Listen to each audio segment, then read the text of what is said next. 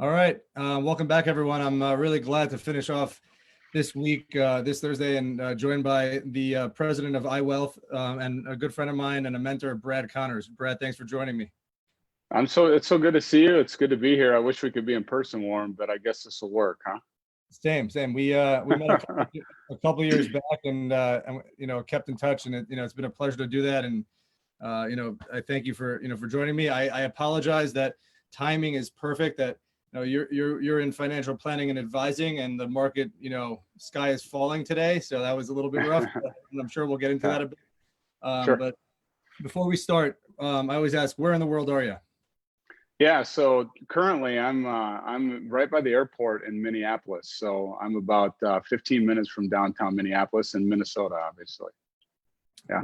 What's that like in these days of all the current events and stuff that's been going on there?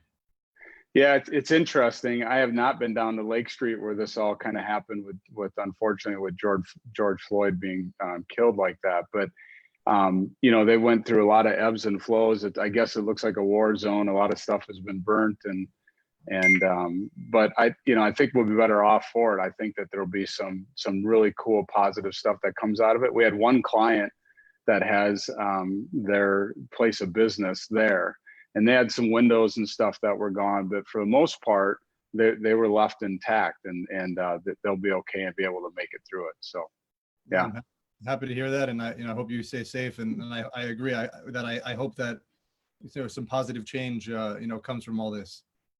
Yeah, I hope so too. And the civil unrest part, that's gone. I think those people are now back out to New York or Chicago or whatever. It's pretty mellow.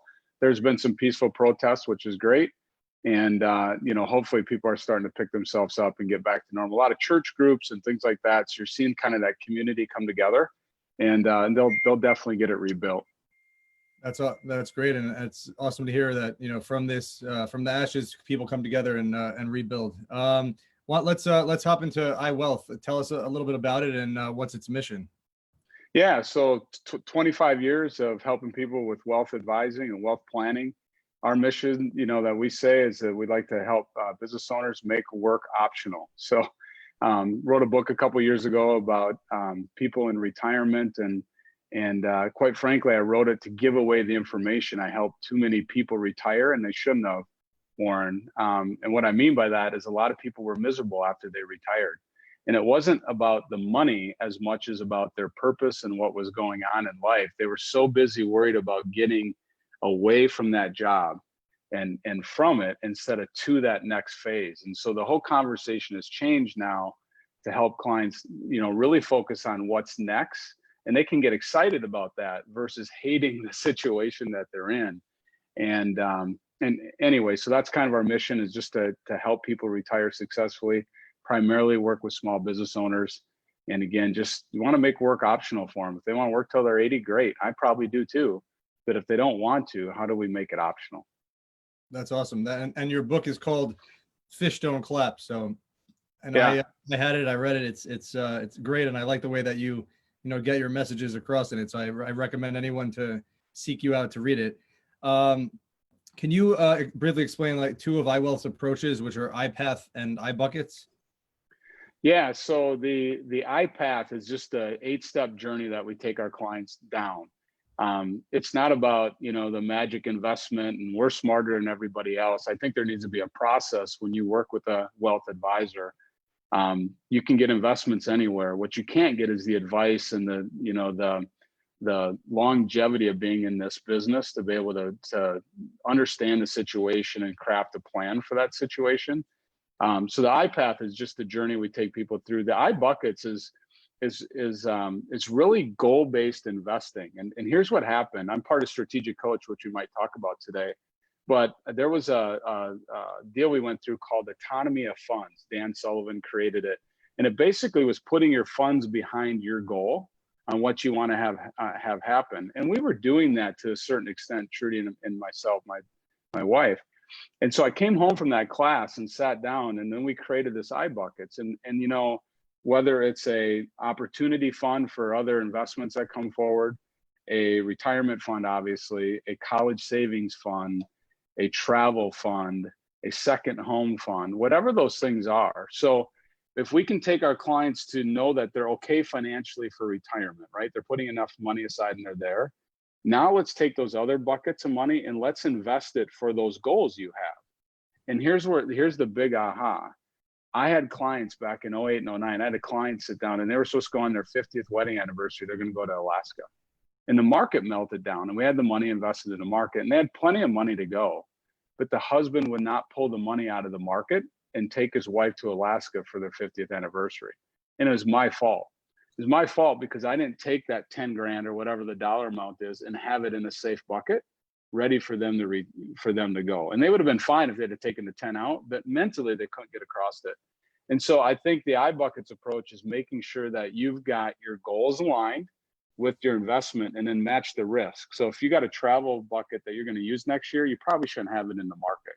But if it's a retirement bucket or your college savings buckets for your son that was just born, fine, get it in the market, get some growth on it. That makes a lot of sense, and definitely smart to keep the short-term needs, especially with all the volatility going on right now. So let's just deep dive right in. I mean, what, with coronavirus going on, and I know that we took a huge dip to 18,000, talking about the Dow Jones, early on. Then we've had this, a lot of hope with vaccines and trials and everything, and the market, it came back around 10,000 points, or just under.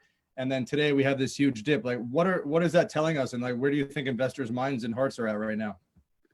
Yeah, what no one can do is tell you what's going to happen tomorrow or the next 6 months, quite frankly. What I do know is that downturns are temporary and you've got to be able to ride it out. So again, getting back to that bucket theory, if it's a retirement bucket 25 years from now, there's no doubt in my mind you're going to get back to where we were on the Dow. Dow was at 29,000. We'll be at Dow 30 sometime. That always happens. We've had 22 downturns since the 1900s with the investment with the S&P, and we've had 22 more gains or new market highs. So that part's going to happen.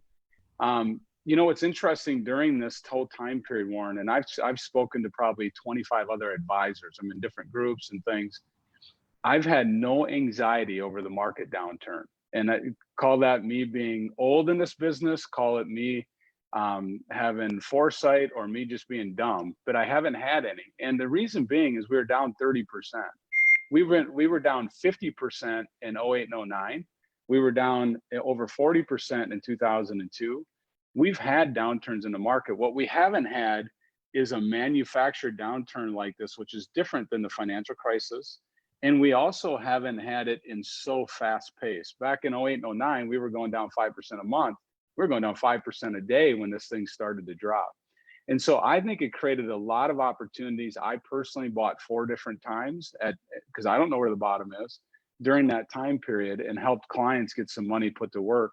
But again, it was long-term money. It was no short-term fix. It's just market timing doesn't work. And we had 2 clients that got out of the market they shouldn't have.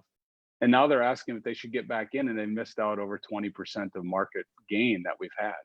So very interesting times. But again, I think it sounds cliche, but having that long-term point of view of buying and holding, or buying when there's opportunities and then holding. So, this point drop that we had today, to me, it's a manufactured sell-off, meaning we've had such a deep decline and then such a fast increase that people are now starting to take some profits off the table.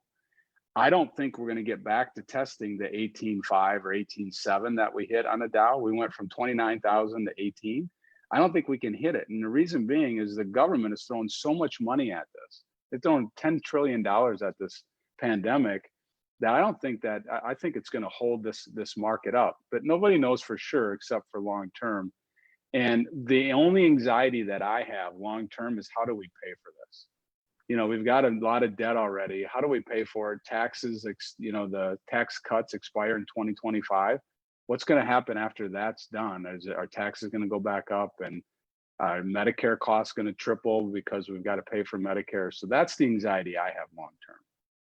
That's well, it's nice to hear that you don't have anxiety, and that the long horizon is still a good thing to bet on.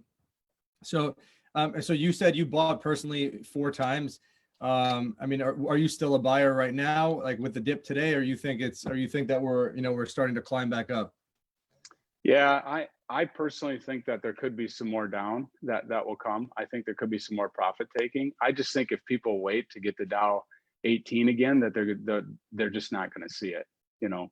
So again, it's moderation. When I bought those 4 times, I didn't know what special day it should be. I just know that it dropped another 15%, so I bought, and it dropped another 15%, so I bought. So it was more just taking advantage of the downturn.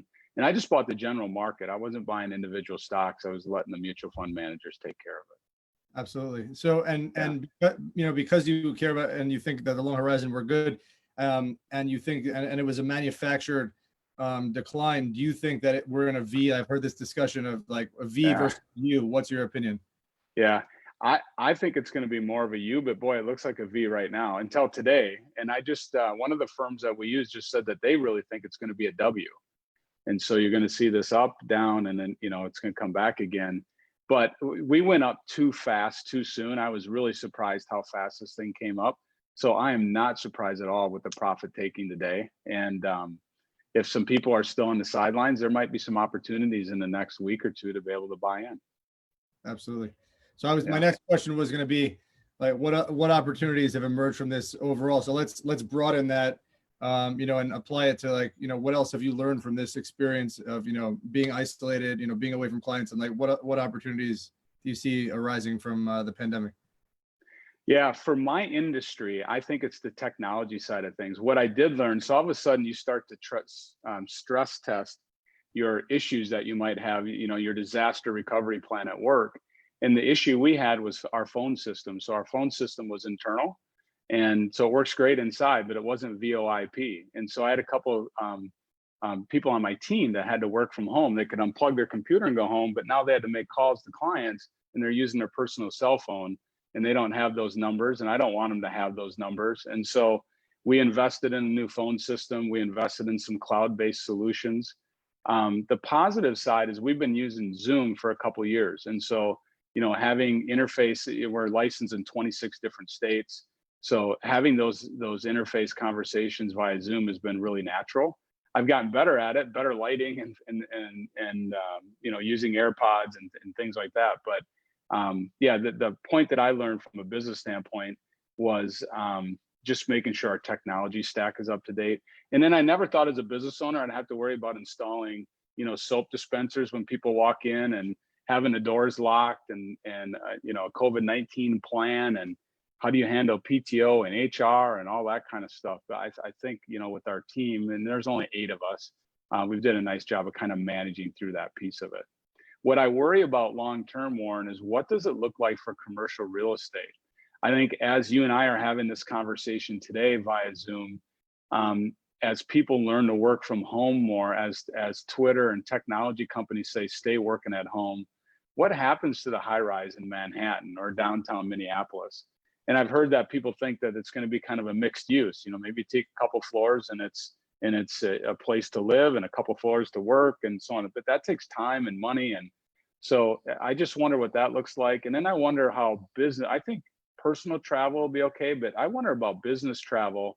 It'll be there, but it's going to take a while for that to pick up a little bit. That's my opinion anyway. Yeah, I mean, that's interesting because you're right. Like as an individual, we're excited and we want to get out. We're out of quarantine and want to travel, but businesses aren't going to want to take on that liability and potential risk. It's definitely a potential issue.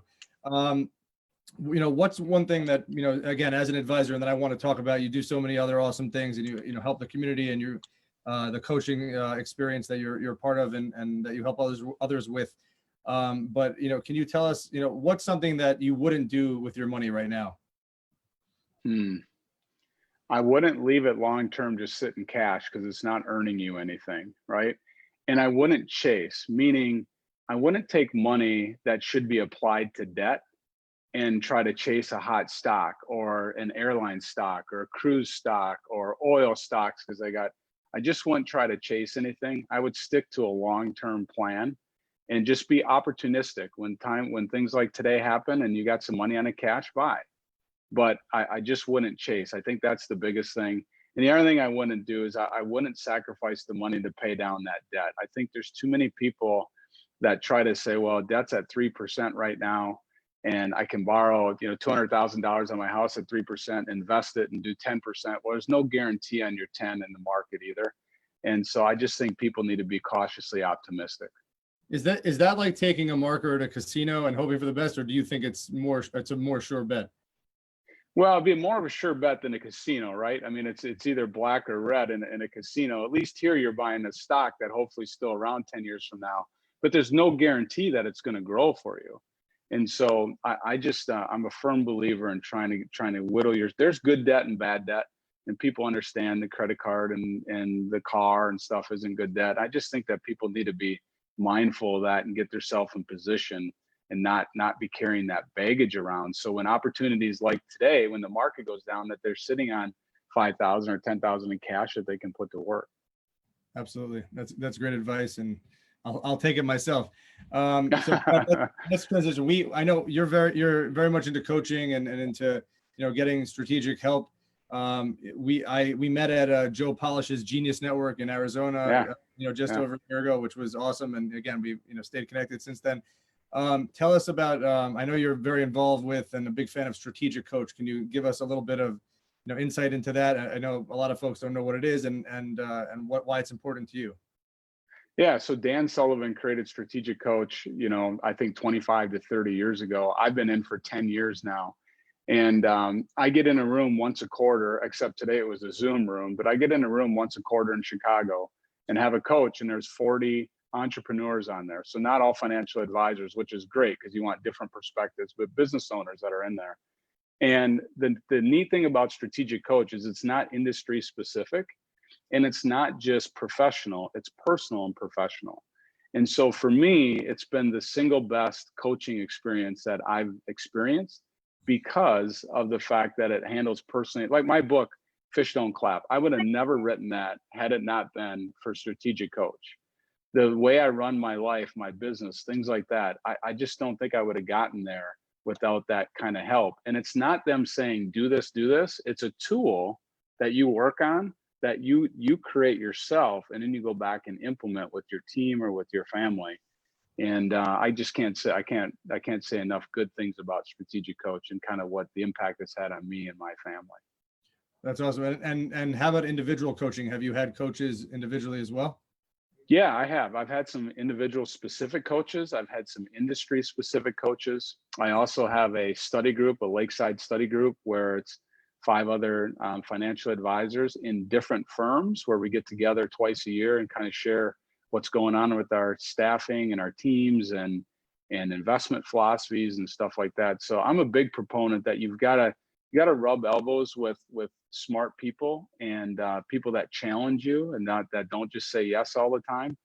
And I think having a coach is a really, really important thing. That's awesome. What like for you with Strategic Coach or any of these, like, sort of like, professional and personal groups, like, how do you find, that to be different than just a professional group? Like I've definitely been to some, conferences just for our industry. And it always feels like we're either being sold to by marketing folks from other vendors, or we're all in competition with each other. So we don't really get to, roll up our sleeves and put our guards down. Can you explain the difference and why it's so meaningful? Yeah, so when you go to those type of places, you are getting sold something for the most part, right? Buy this system, or here's a click funnel, or whatever it is, and a marketing funnel and sales tools and stuff like that. The Strategic Coach side for me, it's none of that. It's a tool that you use to process your own thinking, and you come up with ideas, and then you flush it out with those 40 individuals in the room, and then you bring it back to your team and flush it out too. So there isn't, I've bought 2 or 3 books from Strategic Coach, but outside of that, I'm just paying for the coaching. There's no marketing side of it. And then getting in a room with like-minded individuals, people that want to grow, people that are looking forward to the future, that's almost as important as the tools itself, because you're getting that great reflection once a quarter. Absolutely. I think I told you when we were in Arizona, because Genius Network was one of my first gatherings like that, and it felt nice to not be sold to, but also to talk about like, entrepreneur, CEO, startup founder problems, that we all have in common, I thought was, interesting. And that in and of itself is therapeutic. Yeah. It's When definitely, when you talk about Genius Network, so Joe Polish is a longtime, lifelong friend of Dan Sullivan, a strategic coach and a client, and so a lot of that is rubbed off on the Genius Network, and there's some cross pollination with those two groups. And Joe does an excellent job. It's a little different because it's not necessarily tools; it's experience. It's, Dan's writing a book with Benjamin Hardy right now, Who Not How, and the whole concept there is as an entrepreneur, we need to find more who's instead of learning out how to do it. When you come up with an idea, Warren, you just need to find some who's to help you get it done. Mhm. And so I think the way I looked at Genius Network is that's a bunch of who's. There's a bunch of really good people that want to give away information and help others, but they have the who's there to be able, if you have an idea, to help you implement and get that idea off the ground. Absolutely. So now I want to talk about, I know you also, you're very regimented and thoughtful with your daily routine. Can you, share that and, how you've evolved over the years? Yeah, and please don't take this as bragging at all, but this is just the way I've had to do it. Kathy Colby is a part of Genius Network. I think maybe strategic coach because everybody's profiled. And my Colby is a 7842. And all that means is that I have a really high follow through. I tend to get shit done, Warren, when I make a list. And so what happened to me is I played college football, tore my ACL. I played high school football at 178. I played college football at 205, and then I went up to 290 pounds. And we had our daughter. And I went to a conference, and a guy spoke, another financial advisor, and he talked about his routine. And it just struck me because I had no routine. I wasn't exercising. I was drinking Mountain Dew every day. I was going to Dairy Queen 3 times a week. It just was really, really unhealthy lifestyle. And I wanted to be there for my daughter. And so I sat down and made a decision that I was going to change. And so what I did is, and I still do it today, I was up at 5 a.m. So I get up at 5 a.m. Monday through Friday. I have some daily devotion. I grab a cup of coffee. And at 6 to 6:15, I'm exercising until 7 o'clock. And then at 7 o'clock, I'm jumping in the shower and I'm at work at 8. And then I'm home anywhere from 5 to 6 o'clock at night. But I was working at night with my family. And so in conjunction with strategic coach, listening to Harry Pappas was the advisor's name. He doesn't know that he changed my life. I've tried to get a hold of him and haven't been able to tell him personally. But between listening to Harry Pappas and strategic coach, setting up that routine in my life, and then changing my diet, starting to exercise, like I said, it just puts everything in perspective and it keeps me grounded. And that's what I need. It's not for everybody. I'm not better than anybody else that doesn't have that routine, but it works for me and it changed my life. And have you been able to maintain that routine throughout COVID? Yeah, I have. Fortunately for me, I have a weights set in my basement and I have a Peloton bike. And now it's nice in Minnesota, so I can get outside. So yeah, I've been able to, I was up at 5 a.m. this morning. I've got my walk in and all those other kind of things. So yeah, I definitely keep it going. I need it. If I don't, if I skip a day or something like that, I just don't feel right. It makes sense. Routine is great. And again, it's not bragging, but I do. I'm a morning owl. A lark, not an owl. And yeah, I was just at a conference down in Alabama where folks were making fun of the larks, but I think that look, we live and let live, right? Respect for both, for if they're up 4 a.m. doing work, but I'm with you. Tell us a little bit about. I know I always see like on LinkedIn and on Facebook, you're doing amazing charitable work and great work in your community. Can you tell us a little bit about that and why that's an important component of the total mix in your life? Yeah, so it's really important for me to try to take care of others. Reciprocity is real, right? If I help you, you're going to help me, vice versa. And I've been blessed, and so I want to help people, not just give them a handout, but I want to help them. And so I read I think it's Mark Benioff that owns or started Salesforce, and he wrote a book. And the day he formed his corporation, he started a foundation. And so Trudy and I had a foundation. We converted it over to the iWealth Foundation, and now 1% of our net revenues every quarter goes into it. And so out of that, we're able to do some things, but our primarily support is locally in our town. We have a food shelf that's there, and we support that in the backpack program. But we have they were doing it for Thanksgiving, and I wanted to do it around the Christmas holiday. And so we have holiday food baskets now that they do around the 20th of December. And we solicit our clients for them to make a donation. We match it up to $3,000, and I think we've given $60,000 or so over the years to that now. And we provide meals, a Christmas meal or holiday dinner for I think it's like 300 people over that Christmas time period, holiday time period, and we feel really, really good about that. But that, and then just some local charities and boards and other things that we're on. I just think it's really important that you just, if you've got some talents and some gifts, you got to give back. You just have to. That's amazing. And tell us about your kids. You always talk about them. Tell us what have you been doing? Have you picked up any hobbies together, or done anything that you wouldn't otherwise have gotten to do, due to the quarantine and more time at home? Yeah, so family's important. I married my high school sweetheart, so we've been together for a while now. And in fact, we have a date night tonight. So Minnesota just opened up yesterday. You can go into a restaurant. So I have a 6:30 reservation tonight with Trudy and I to have a date night. But as far as the kids are concerned, my daughter is a junior now at University of Minnesota. And the shining light of COVID for me is having her at home. I didn't, and you can appreciate this having younger kids. So I heard this spoken a couple years ago. You count how many summers you have with those children, right? And so your son was just born. You got 18 summers with him. I didn't think I was going to have another summer with my daughter, but I got it. I have it this summer. She's at home, which has been great. So that's the number one thing. And she's did some work for me. She's nanny. She's got 3 or 4 jobs, which is great because I think working is really, really important. And then my son is 15, and his little special thing over COVID is he is in band, but not marching band. Last year he chose not to go out, and he played trombone. And then over COVID, he decided he wanted to try to make drumline, which in our town, band is pretty big and it's hard to make. And he worked his tail off. He did it all by himself. I didn't push him, and we filmed it, and he made the drum line. So now he's got this really cool group of kids that he can get around and be part of. So yeah, we're doing really, really well, and I'm proud of all of them. That's amazing. And you're also inspiring, as a dad of younger kids, to see what you're doing, and how they're such an integrated part of your life, and you care so much about them is inspiring, should for everyone. Before we leave and sign off, where can everyone find iWealth?